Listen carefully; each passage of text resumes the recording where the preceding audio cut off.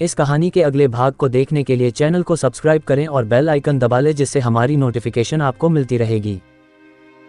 कांतम्मा मुस्करा दी, पर कोई जवाब नहीं दिया। थोड़ी देर बाद शांतम्मा की ओर देखते हुए कहा, दीदी, मामी को पैसे की चिंता है।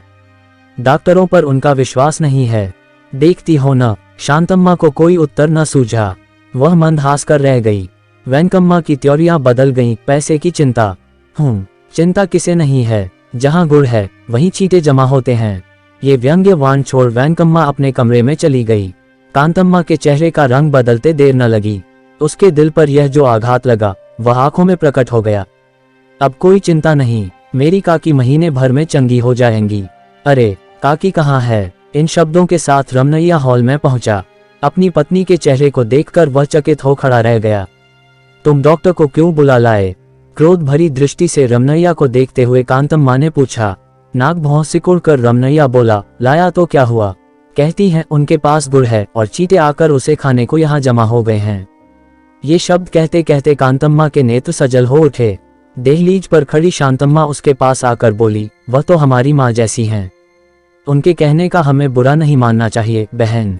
शांतम्मा की बातें पूरी भी न हो पाई थी कि अपने कंधे पर से शांतम्मा के हाथ को झटक कर कांतम्मा तुनक कर बोली, जिनको उनसे कुछ लेना देना है ये उनकी बातों का भले ही बुरा न माने, लेकिन हमें उनसे क्या लेना देना है। उनके आश्रय में पड़े रहकर उनकी दया का पात्र बनकर हम यहाँ पर खाने नहीं आए हैं। इसके बाद जल्दी जल्दी कदम बढ़ाते हुए कांतम्मा रसोई की ओर चली गई। शांतम्मा उन बातों पर चकित हो जड़वत खड़ी देखती रह गई। वेंकम्मा ने यह नहीं सोचा था कि उसने जो पत्थर फेंका वह कांतम्मा के दिल को घायल करता हुआ शांतम्मा पर आघात कर बैठेगा। ये बातें कमरे में बैठी वेंकम्मा ने सुन लीं। एक दीर्घ निश्वास छोड़कर वह खाट पर लुढ़क पड़ी। रात में न मालूम पति पत्नी ने क्या विचार किया, सवेरा होते ही अपने गांव जाने के लिए वे तैयार हो गए। उस दंपति की इस अचानक यात्रा से शांतम्मा को दुख हुआ, लेकिन ये सोचकर वह मौन रह गई कि सच्चे दिल से कुछ कहने पर भी न मालूम उसका क्या क्या अर्थ लगाया जाएगा। इसलिए उसने कांतम्मा को रोकने का साहस न किया। वह सीधे वेंकम्मा के कमरे में गई। वेंकम्मा तभी जागकर चारपाई पर बैठी थी। फूफी, वे दोनों जाने के लिए तैयार हो रहे हैं। शांतम्मा ने नम्र भाव से कहा। उनका जाना ही अच्छा है बेटी, वेंकम्मा ने उसी स्वर में उत्तर दिया। शांतम्मा ने आश्चर्यपूर्ण दृष्टि से देखा, फिर विनयपूर्वक बोली, ऐसा कहना ठीक नहीं है फूफी। तुम नहीं जानती बेटी, सच्ची बात सदा बुरी लगती है। जो लोग कभी मुझे छोड़कर चले गए थे आज यहाँ आए हैं, तो इसका क्या मतलब हो सकता है? वेंकम्मा ने शांतम्मा की ओर देखा। शांतम्मा ने कोई उत्तर न दिया। वह ध्यान से वेंकम्मा की बातें सुन रही थी। वेंकम्मा ने फिर मौन भंग करते हुए कहा, बैंक में जो 10,000 रुपये जमा हैं और मेरा ये जो मकान है, इन्हें हड़पने के लिए अगर वे मुझे अकाल में ही यम का मेहमान बनावे तो कोई आश्चर्य की बात नहीं। ये शब्द कहते वेंकम्मा की आंखों में आंसू आ गए। इन बातों ने शांतम्मा के मन में एक विचित्र भय का संचार कर दिया। वेंकम्मा की इस बुद्धि पर विस्मित हो शांतम्मा ताकती रह गई। घर में किसी से कहे बिना पति पत्नी जोड़ी पार करके बाहर चले गए। घोड़ागाड़ी गली में खड़ी थी। वेंकम्मा धीरे से चलकर दरवाजे पर आई और उस दृश्य को देखती रही।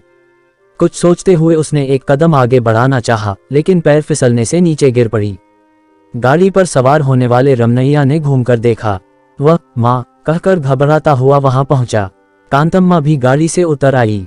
वेंकम्मा के स्थूल शरीर को तीनों ने मिलकर उठाया और कमरे में लाकर चारपाई पर लिटा दिया। फिर पति पत्नी ने यात्रा स्थगित कर दी। घोड़ागाड़ी को वापस भेज दिया। दिन भर वेंकम्मा चारपाई से उठी नहीं। रमनैया ने फिर डॉक्टर को बुलाकर दिखाया।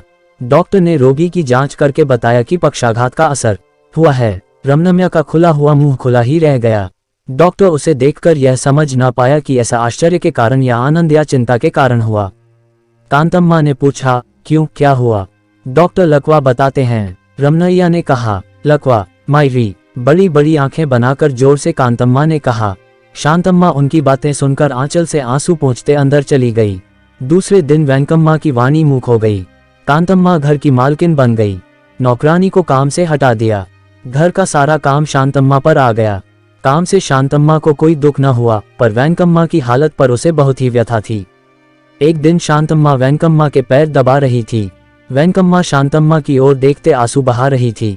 रमनैया ने आकर यह दृश्य देखा और कहा, काकी जी, ये तुम क्या करती हो? डॉक्टर कहते हैं कि जल्दी ठीक हो जाओगी। उसने हिम्मत बंधाई। वेंकम्मा जानती थी कि उसके दुख का कारण बीमारी नहीं, फिर भी वह अपनी बात कहने में असमर्थ थी। यही उसकी चिंता का कारण था। वेंकम्मा ने रमनैया को बैठ जाने का इशारा किया। वह चारपाई के पास जमीन पर लुढ़क पड़ा।